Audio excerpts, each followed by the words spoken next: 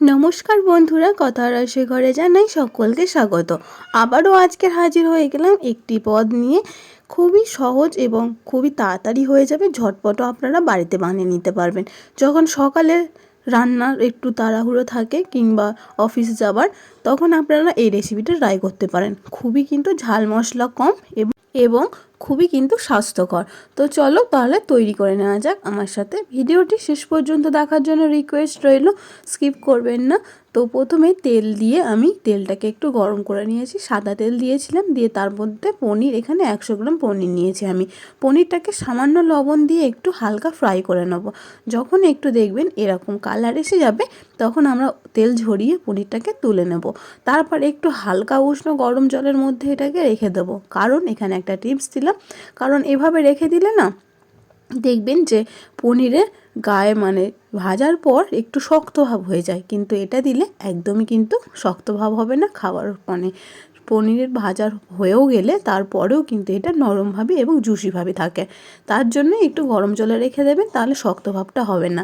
তারপর কড়াতে সাদা তেল দিয়ে সামান্য আদা বাটা, একটু কাঁচা লঙ্কা দিয়েছি চেরা, এবং দিয়ে দিয়েছি টমেটো বাটা। তারপর একটু ভেজে নিয়েছি। ভেজে নেওয়ার পর দিলাম ধনে গুঁড়ো, জিরে গুঁড়ো, এবং দিয়ে দিচ্ছি সামান্য গোলমরিচ গুঁড়ো।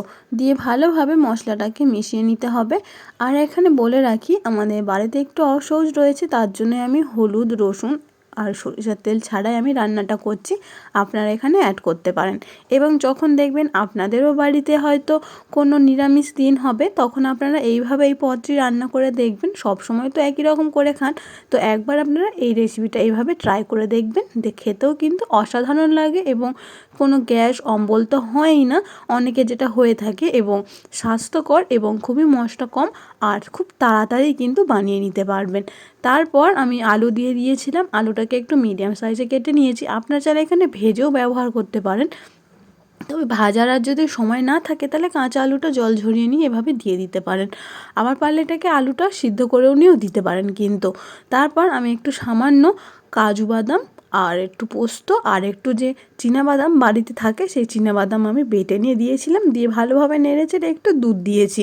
দুধটা দিলে কিন্তু নিরামিষ তরকারিটা নিরামিষ তরকারি বলে মনেই হয় না, মনে হবে যেন আমিষের তরকারির থেকেও কিন্তু দারুণ স্বাদ হয়।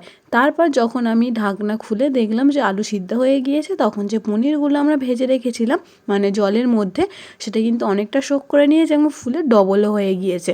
তারপর এর মধ্যে আমি অ্যাড করে দিলাম, আলুটার মধ্যে দিয়ে দিলাম। তারপর ওপর থেকে একটু হালকা গরম মশলা গুঁড়ো আর একটু সামান্য ঘি দিয়েছি। দিয়ে ভালোভাবে নেড়েচেড়ে আরও 2 মিনিট মতন ফুটতে দিয়েছি।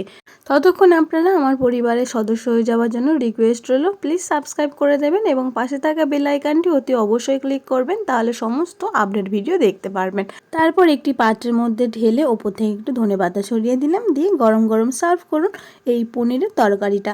আজকের আমার রেসিপিটি কেমন লেগেছে অবশ্যই কমেন্টে জানাবেন, এবং যে কেউ কিন্তু আজকের রেসিপিটা দেখে বাড়িতে তৈরি করতে পারবেন।